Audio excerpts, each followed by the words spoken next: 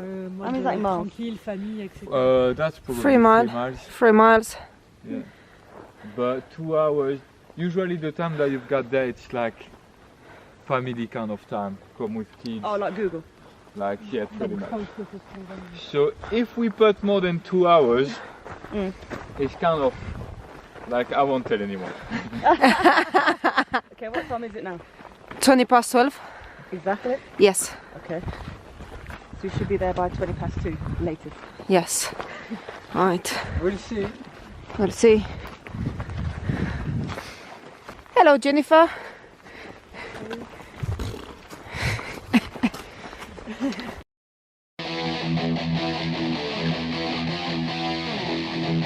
How many times have you climbed this mountain? 100. Oh, I missed. Do it again. Oh, I missed it.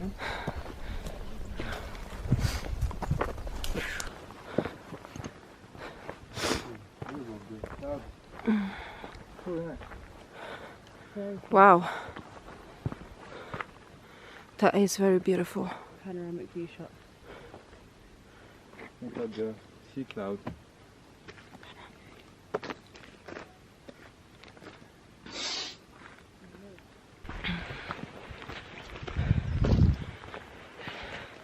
It's good. It's a good workout.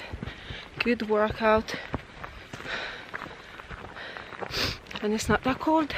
On the 20... What date is today? 28th of December.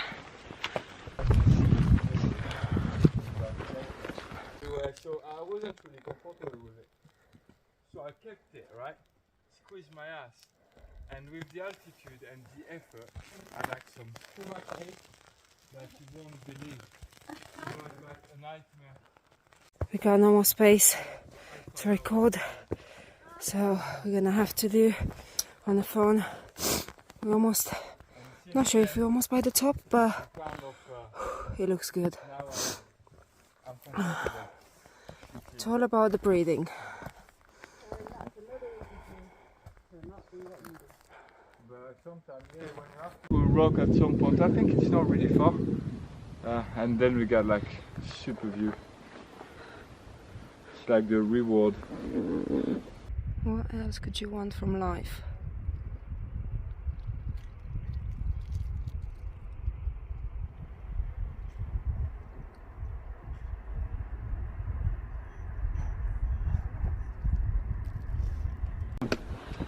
Come here, it's brilliant, isn't it?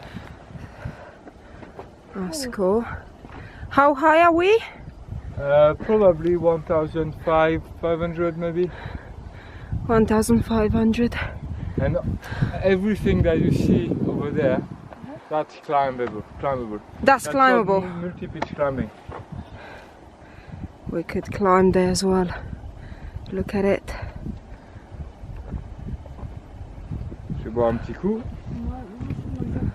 Ouais, une petite barre.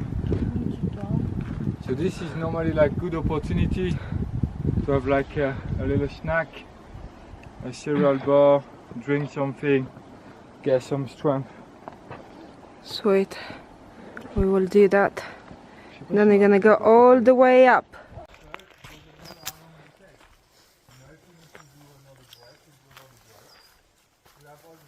From now on, we're like an hour and 20 minutes away to the top of the mountain, which is pretty good. We're moving quite well.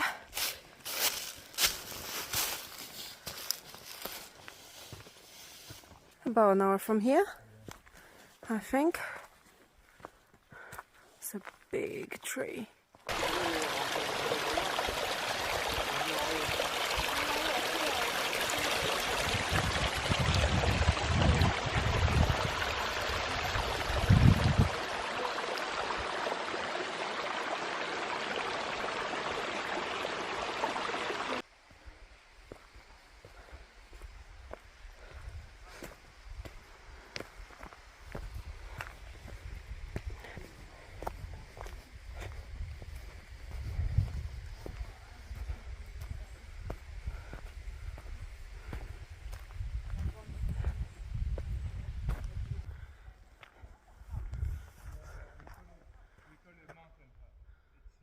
That's the sun.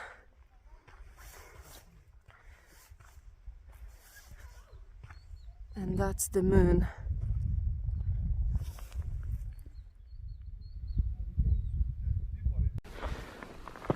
I'm just going up.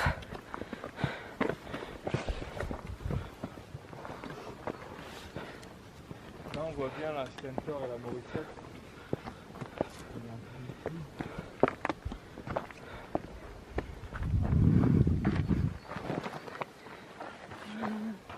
Wow. Oh my Là, god. tu vois, là la Stentor ici, droit, le plus gros. Et la petite là, ici, là, c'est la... Attends, la première là, pile en face, c'est And the moon. celle qui va le plus haut, ouais. Let's see if we can get it. La deuxième un peu, la Ouais. deuxième arrête. La deuxième arrête juste en face de moi. Et la petite ici, Snow. c'est... ouais. We got it to the top of one of the mountain of the Pyrenees. What time would you reckon you should start the day so you can climb from here up to there, up to that mountain? Yeah, we usually try to be at the car park for around like 7 or 8 o'clock in the morning, because it takes a little bit of a good hour and a half to come to this place. Then it will take you anywhere between half an hour to another hour to get to the bottom of the line, and then it'll take you maybe 4-6 hours to climb. 4-6 hours to climb. Yeah, and Do you have like a break when you climb yeah, usually at the top. at the top? So Well- for 4-5 hours. Yeah, usually when we get at the top, we eat some food and we enjoy the view, make pictures and stuff like that, having a little bit of rest. Because the descent is like, could be a little bit technical as well, so it's not about all just getting up. You need to be able to go down. So there is either like routes that you can just walk down, or there is routes that you have to upsell. So like 3-4 upsell, like 150 meters worth of Wow. upselling down. Wow. That's a big achievement. That Yeah, is a big... it's alright. It's very good playground around there, and you've got like the difficulty is moderate, so you can have like some very technical climbing, but you can have also like some more like beginners climbing. Okay. So for me, for example, if I'm a beginner, could I climb this mountain? This is a little bit advanced. Okay. You'll need like Skills. at least a fair amount of climbing experience, even the easy ones. But then it's a mix between, I don't know, like techniques and physical ability, because your body needs to carry on a vertical for quite many hours. The good thing is when we climb is that, let's say for example it's two people climbing. Yeah. So one's climbing up, get to a belay, secure himself to the belay, and then make the other one going up.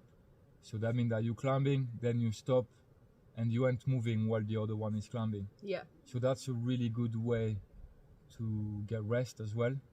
So let's say you climb 20 minutes straight, You're gonna get then rest. you stop 20 minutes for the other guy to come to your level, and then when you both at the belay, then either it's the same one that gonna carry on, or the other guy that gonna carry on. Usually we do like, but what we do a lot with Jennifer is that one climbing, lead climbing, get to the belay, then it's the other one that gonna lead climb, You're gonna and swap then we between. swap, and we do every other pitch, like it's a good way to climb. So it's not all the time the same person that leads climbing, and it's very secure that way. What was the most difficult situation that you've been put while you're climbing for that many hours? I think it's when the climbing gets tough, like technical, and when you're doing a climb that the retreat it's not really an option, that the only ways out is going up, so you cannot really go down the line. Right. So you need to really carry on, and this is draining because like mentally it's you know that you're gonna have to make it. Like it's not an option. You won't be able to go down. You have to have a different kind of mindset too, because Yeah. if it's no way down, then you're gonna have to carry up. You're gonna have to carry up, and to find a point where you can possibly upsell down. But usually it's quite rare that you're going down the same way that you went up. So this is kind of difficult. Like when the climbings get tough, it's like mentally it's draining. And then another difficulty, if you got a very short window of good weather, that you know that at some point the storm's gonna arrive or rain's gonna arrive, so you've got that timing pressure. So that's where like physical ability plays like a big part, because you need to be able to carry on past that exhaust. When you're exhausted, you need to go past that level of exhaustion to carry on climbing. And climbing takes like a lot of your energy because you're dealing with fear. You up high, you're on rock, it's like that. Adrenaline. You got adrenaline rush. You get tired because you work 2 hours to turn up. And then you need to keep, that's the thing, that you cannot burn all your energy. You need to get to the top with enough energy to get it back down safely. So always keep like, I like to say like the 6th gear, always Have it there. So if something gets shit, like something goes wrong, you need to have the ability to turn it on and really like Push yourself. Yeah, pull up your socks and okay, like, let's go for it. I know you were saying that we're about 1,750 meters high. Yeah, just a bit shy of 1,800 meters. What was the biggest height that you climbed? So in the Pyrenees would be pretty much like just above 3,000 meters. 3,000? 3,000. So you're about half of the... But then in the Alps we did climb all of the climb happening after that 3,000 barrier. So you go from 3,000 until 3,800. Right. So where the oxygen, it's like there is less air, so you get tired like much quicker. So that's like pacing yourself become really, really important at that level. Have you met any animals while you're climbing? Yeah, all sorts, like birds, like a lot of different type of birds. Ibex. So I'll show you pictures. It's very typical from the Pyrenees. So got a bit of everything, yeah. Chipmunks and all that type of stuff. Squirrels. And you got the whole lot. If you're lucky enough and you know where to watch, like you can find like some pretty cool stuff to see. The first time when we actually climb and hike a mountain, and it feels absolutely brilliant. I want to say from my experience that at the beginning it was tough. Yeah. But once you get it like to more than half, it's getting easier and easier. Yeah, I think it's you, because let's think of it, like we living in the house, we got like about an hour driving, so you sit in a car for about an hour and then you get there and straight away it's like kind of steep, so your body needs like a good 20 minutes at least just to kind of acclimatize, just to get to warm up. And then when the engines on, it's hot, then you can go for it. But that's why it's really important to really pace yourself. It's not about going somewhere fast, it's always going somewhere but keeping that energy level high, so it's like safe. How long you been climbing? We're climbing kind of intensely for almost 3 years. Wow. But all sorts of like climbing, so like multi-pitch, big wall climbing, high altitude climb, snow climb, ice climbing, got a lot of different. Which one is your favorite?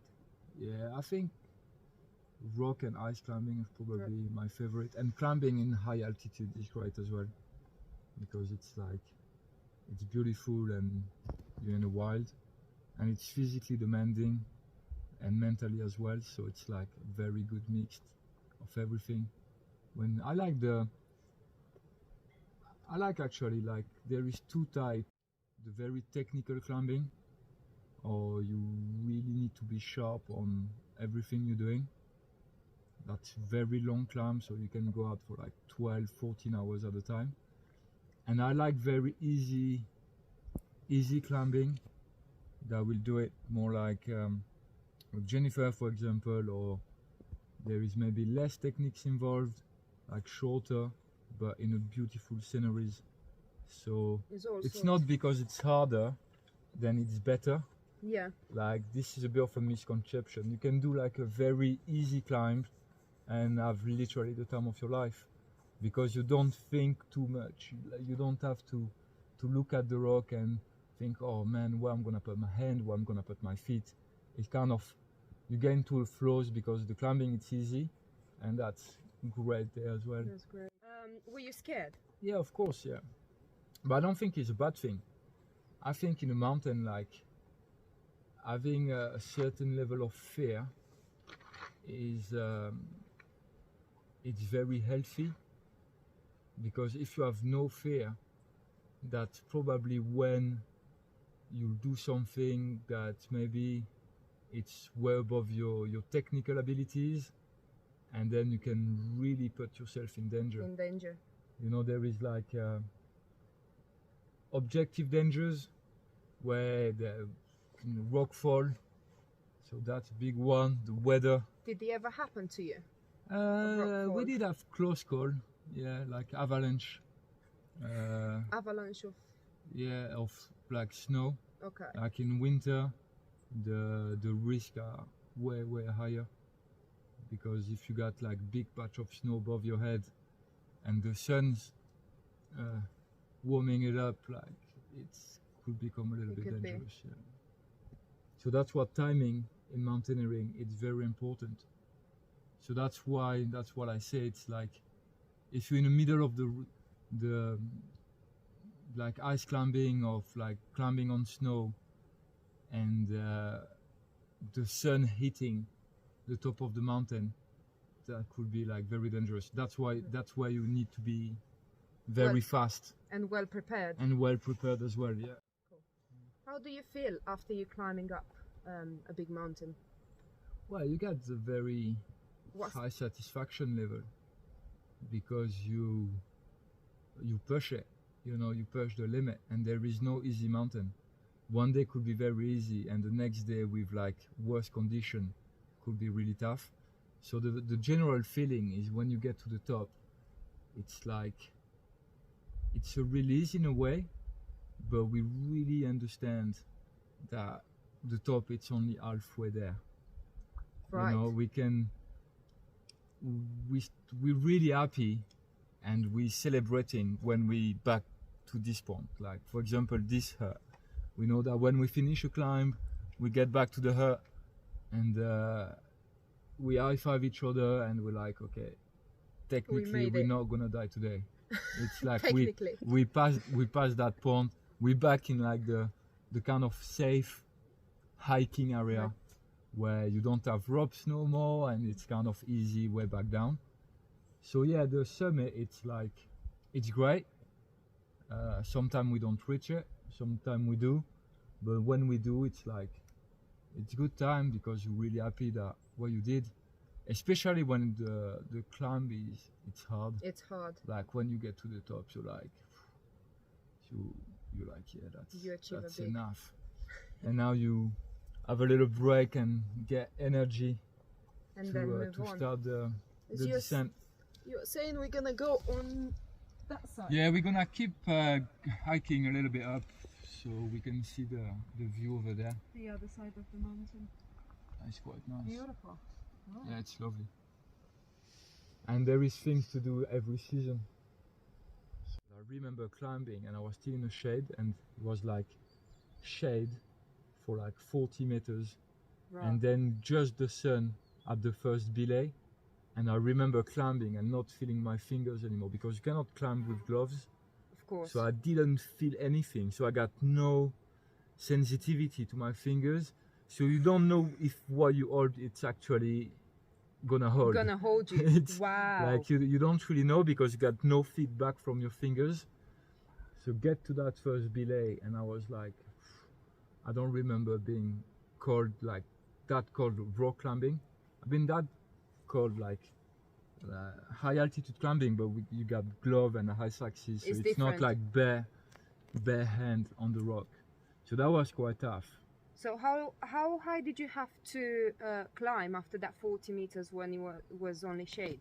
Then it was like a few meters in the shade in the sun, and then all the rest of the route was like sunny. Okay. So then like you start getting like sensitivity again, and that's when we really start enjoying the climb. So we turn a bad scenarios into a pretty good one. It's sad. Sometimes you work like 4 or 5 hours to find out that your objective is not in good condition enough. And what are you doing in that situation? So you go back. So you don't look on the other side to find like no. Sometimes you go back, and even while climbing, sometimes like the clock's ticking, you're like, we're not gonna make it. We're not gonna make it to the top and be able to descend safely. So you just find a retreat way, and you get out. And sometimes you see big clouds turning up, and you're like in the middle of the face, and you're like, oof, okay.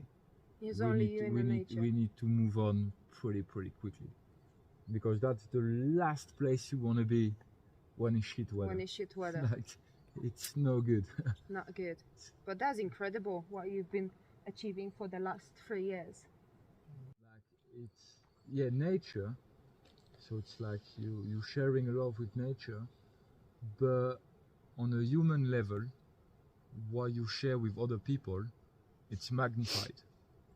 It's like, imagine like two people with a rope in between you on a scary steep face, like you create friendship. Definitely. Like there is no other way in the world. I think that create bond that it's between like for life. People. Because you share fears, you share, like climbing, you got a very full spectrum of emotion. You can go literally from the worst time of your life, like really struggling, being really at the limit of your physical ability, mental ability, you get drained. And an hour after, maybe you climb it where the sun is, and you look around, and it's just like the most beautiful view you seen. You're feeling great, like the climb's going really well, and it's like bam, and you can see all those emotions throughout the day, and that's I think it's pretty deep. It's kind of really cool to create that kind of relationship and teamwork. Yeah, it's really teamwork. Because could you do it by yourself? You can. Some people do like solo climb, but even in an elite level, it's not everybody's doing it, because it's such a high risk. It's for the best people on the best day.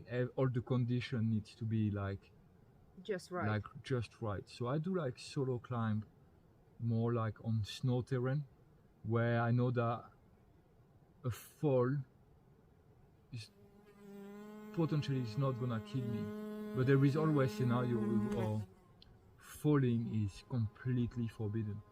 So climbing rock faces like that on your own, you need to have a very big technical margin to do it, because if you fall, then there is no rope, there is no one to catch you. It's the end of story. It's the end of story. You will or even die. If it's out of your control, like you're climbing and the rocks falling to you, and then like I said, that's game over. Wow. So not really for me. But that's the thing, when you have a passion about it, I do understand how you feel. It's beautiful just to watch that you are above the clouds. That's the reward. That is the reward. That is like truly the reward.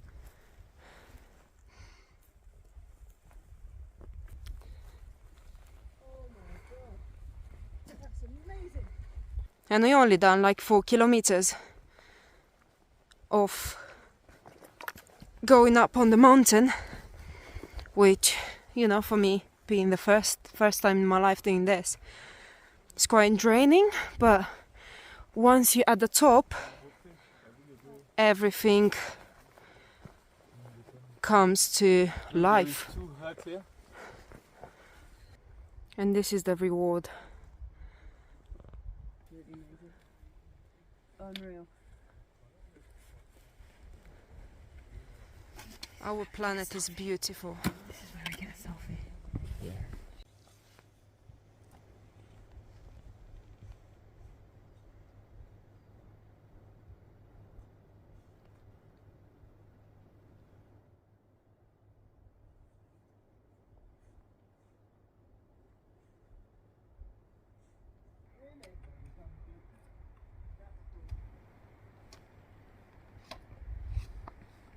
I have 3 questions today. Yeah, go on. Yeah, that's pretty cool. How much time do you dedicate in a week for climbing, sky, etc., etc., etc.? Yeah, well, that's depend. That's depend on the season. That's depend on yeah, my general form. If I'm working or not. So if I'm not working, I'm climbing. So like if I like got a week off or something, I'll be climbing quite a lot. If I'm working, I'll go in the summer. I'll go climbing in the evening because it's still sunny. You know, I finish work for 30. You can go for a climb until 9 o'clock. You're good. Because it's still sunny outside. It's still sunny outside, so that's great. So like the summer season, it's pretty good because like you can climb after work and it's brilliant. And the truth is you cannot climb before because the sun is too high and like you'll be burning on the rock. So it's not like Let me burn on the rock. like yeah, no, it's not a great thing. But in the summer, yeah, it's a lot of climbing involved. Like in the winter, it's a bit different. Because like it's a bit cold to go like rock climbing, so all the climbing goes to like the mountain, like skiing, alpinism, and like ice climbing. So how was the adjustment from moving to France from the UK? Because you've been living in the UK for 12 years. Yeah. And then you moved to France and everything, I bet, completely changed. Yeah. Yeah, a lot of things change. Because I don't like living in England. Yeah, like, well, I didn't left because I was unhappy. Yeah. I was always happy because this is like personality type, like I don't need much to be happy. However, I felt that in the south of France, once I'll get closer to my family, it's quite sharp, like, yeah, man, I haven't seen them much, so might as well go somewhere when I can see them more. And the second thing was being close to the mountain. So I came back here because it was easy with my family around. She's taking the piss up there. And she does too. Yeah, she does too. Everyone's taking the piss from there. Oh, that's funny. That's gonna go on the video, by the way. That's gonna go on the video. And they're gonna tag you. So we got the cameraman, which happened to be her girlfriend, and the other disruptor is my girlfriend. So yeah, no, it's great. So we're being abused, but it's okay. So yeah, I came back here because it was close to the mountain. Like, if unfortunately my family was away from the mountains, I definitely would not come back to my family. But it happened that everything was aligned, and that was great. So I came back here, and yeah, like it it was hard at the beginning because you weren't knowing anyone. You know, like you feel a little bit alone. You live like kind of a social circle that you build over the years to Nothing. living with the family. So the family, you know them. It's there isn't anything new there. And it's like I had to learn that everything is slowed down. I'm not living in a big city no more. So this is more like the countryside side of it. As we can see.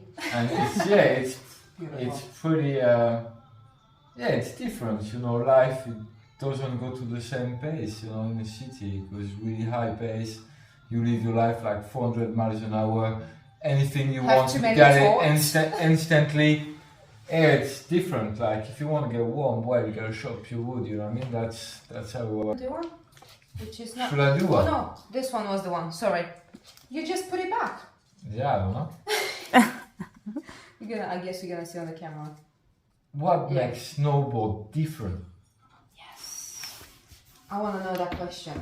What makes snowboarding different Than skiing. Because skiing? I never done skiing, but I've done snowboarding. You teach me how to do snowboarding. And what is the difference between that? Like, I know That's a very, very cool question, that is. I'll tell you the story of snowboarding, right? And this is really, really cool. Like, this is very cool question. Because skiing, back in the days, after a while, was kind of reached like a kind of a ceiling on the performance that skiers can do, like freestyle wise. Like they did like a kind of, they hit the deck a little bit. It was nothing more that they could do. But then we got snowboarding start to happen, and snowboarding came from the world of skateboard. So it becomes way cooler, right? Like snowboarders back in the days, like it was the coolest thing around. And it was cooler though. It was like, and what they bring in freestyle, like what snowboarders was able to do, like freestyle was like big rotation, 360, like 900, 400, like 940, like spin, like pretty. Basically, it kind of influenced like skiers. So skiers started to do the same thing. So then both sport like went up like quite a lot. And snowboarding, it's always been the kind coolest. Of the cool things to do. Like if you're a snowboarder, you're a little bit cooler than skiers. But with the days, it kind of been equal. Because of the snowboard, skis get better. Like okay, because they're gonna have probably to like reach. Basically, like skiers have been copied, like snowboarders, like freestyle wise, massively. Really? Yeah. All you see like in ski freestyle today, it's all came from like snowboard. So basically like snowboard is like, it's different.